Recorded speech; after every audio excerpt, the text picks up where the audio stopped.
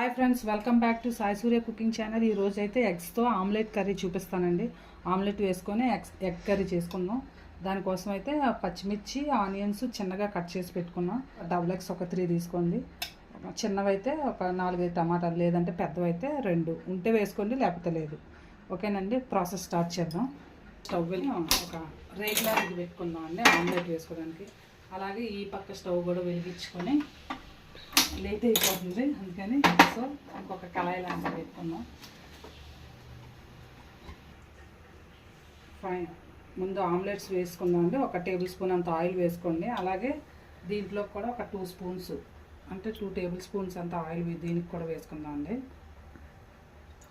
So ఇది కూడా heat ఎక్కుతుంది కదా, అప్పుడు దీన్ని ముందుగా ఆమ్లెట్ వేసుకుందాం. ఇందులో ఇంకొద్దిగా ఆయిల్ వేసుకుందాం అండి, అది సరిపోదు. సో ఇప్పుడు ఈలోగా ఇది హీట్ ఎక్కుతుంది కదా, ఆమ్లెట్స్ వేసుకుందాం.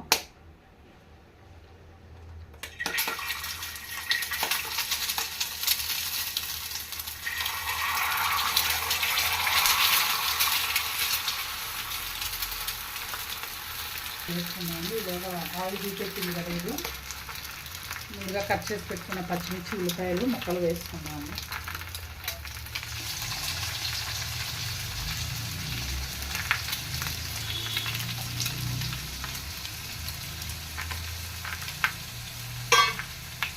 దాన్ని ఆమ్లెట్ వేయించమని చూసాం.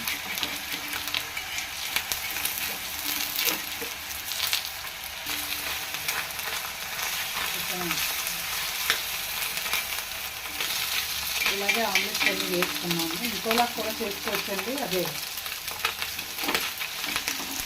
ఎలా అంటే ఇప్పుడు ఎగ్స్ అంతా కూడా బీట్ చేసి మనం జిన్ను రెడీ చేసుకుంటాం కదా, జిన్ను అలాగే సేమ్ ఒక బౌల్లో ఒక గిన్నెలో వేసి వాటర్లో పెట్టి కాసేపు ఒక 10 మినిట్స్ ఉడికించుకుంటే గిన్నెలో రెడీ అవుతుంది కదా, దాన్ని కూడా పీసెస్లో కట్ చేసి ఉంచుకోవచ్చండి. దానికంటే ఇలా ఆమ్లెట్ వేసి వండుకుంటేనే బాగుంటుందండి. ఈ ఆనియన్స్ కూడా ఒక పక్క వేయించుకున్నాం. అంటే లేట్ అవుతున్నప్పుడు నేను ఇలాగే చేస్తానండి. ఒక పక్క వేరే ప్యాన్ పెట్టి ఆనియన్స్ వేసి ఒక పక్క మళ్ళీ ఆమ్లెట్స్ వేస్తూ ఉంటాను. ఓకేనండి, టెన్షన్ లేట్ అయినప్పుడు ఆయిల్ తక్కువ. ఓకేనండి, ఇలాగే ఫైన్గా అన్నీ కూడా ఇలాగే వేసుకోవాలి. ఒక పెద్ద ఆమ్లెట్ వేసి కూడా వేసుకోవచ్చునండి, కానీ పిల్లలు ఎవరి వాళ్ళకి పెట్టేసి అయిపోతుంది కదా. సో అందుకని అది వేగేలోగా ఆమ్లెట్ రెడీ అయ్యేలోగా దీనికి ఆనియన్స్ వేసుకున్నాయి కదండి, ఈలోగా మనం టమాటా కట్ చేసుకున్నాం. ఓకేనండి, ఆనియన్స్ ఫ్రై అవుతున్నాయి కదా, ఒక చెంచా అల్లం వెల్లుల్లి పేస్ట్ వేసుకున్నాం.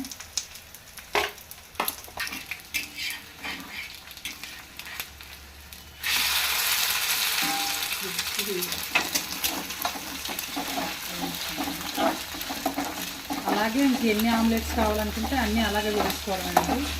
దీన్ని వేగించుకున్నాం. అల్లం వెల్లుల్లి పేస్ట్ వేసాం కదా, పచ్చివాసన కావాలి కదా. ఓకేనండి, అల్లం వెల్లుల్లి పేస్ట్ కూడా వేసాక చూసారా, ఇలా బ్రౌన్ కలర్ వస్తే ఆనియన్స్ బాగా చాలా రుచిగా ఉంటుంది. ఇప్పుడు మనం టమాటాస్ కూడా వేసుకున్నాం.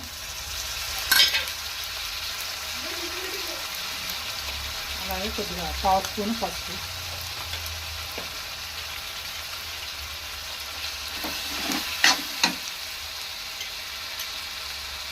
టమాటా ఒక 2 మినిట్స్ వేగనిద్దామండి.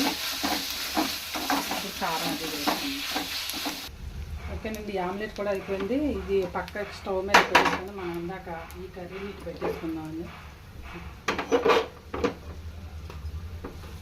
ఓకే, వేగిపోయింది కదా. ఇప్పుడు కారం అది ఇందాక పసుపు వేసుకున్నాం కదా, 1 స్పూన్ కారం కూడా వేసుకున్నాం. ఎగ్ మసాలా కర్రీ కదండి, కొంచెం ఒక 1/2 స్పూన్. అలాగే నెక్స్ట్ ఒక 1/2 స్పూను ధనియా పౌడర్, ఒక 1/2 స్పూను జీరా పౌడర్. ఇవన్నీ బాగా కలుపుతాం. రుచికి టేస్ట్కి సరిపడినంత ఉప్పు కూడా వేసుకోండి. ఫైనల్గా వీటన్నిటిని బాగా వేయించుకోండి. కొద్దిగా ఒక 1 స్పూన్ గరం మసాలా పొడి కూడా వేసుకోండి. అది గరం మసాలా కూడా ఇష్టమండి, నార్మల్గా కూడా వండుకోవచ్చు దీన్ని. ఫైనల్గా అంతా వేగిపోయింది కదా, ఇప్పుడు మనం వాటర్ పోసుకున్నాం, నీళ్ళు పోసుకొని ఆమ్లెట్స్ అన్నీ వేసేసుకోవడమే. సో టమాటా కూడా బాగా కుక్ అయిపోయింది కదా,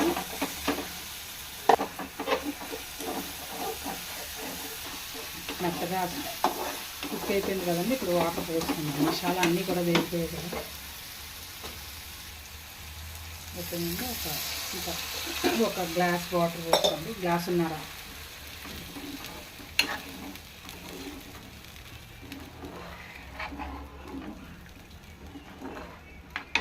వాటర్ పోసుకోండి, ఒక గ్లాసున్నర వాటర్ పోసుకున్నాక మనం ముందుగా రెడీ చేసి పెట్టుకున్నాం కదా ఆమ్లెట్స్ని, ఇవి కూడా అందులో వేసేసుకున్నాం. పీసెస్లా కట్ చేసి కూడా వేసుకోవచ్చండి, లేదంటే ఇలా కూడా వేసుకోవచ్చు. కంప్లీట్గా కుక్ అయిపోయినాక కూడా మనం తీసుకోవచ్చు.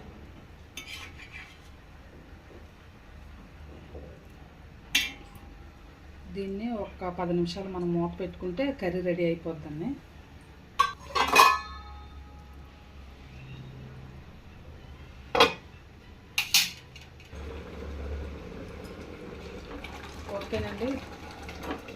ఓకేనండి, 10 నిమిషాలు అయిపోయింది కదా, ఇది చూసారా బాగా మిగిలిపోయింది కర్రీ కూడా. ఆమ్లెట్స్ కూడా అన్నీ ఉడికిపోయి, సో రెడీ అయిపోయింది. దీన్ని ఒక సర్వింగ్ బౌల్లోకి తీసుకున్నాను, స్టవ్ ఆఫ్ చేసుకొని. ఇలా కొంచెం జ్యూసీగా గ్రేవీ ఉంటే కలుపుకోవడానికి బాగుంటుంది కదా.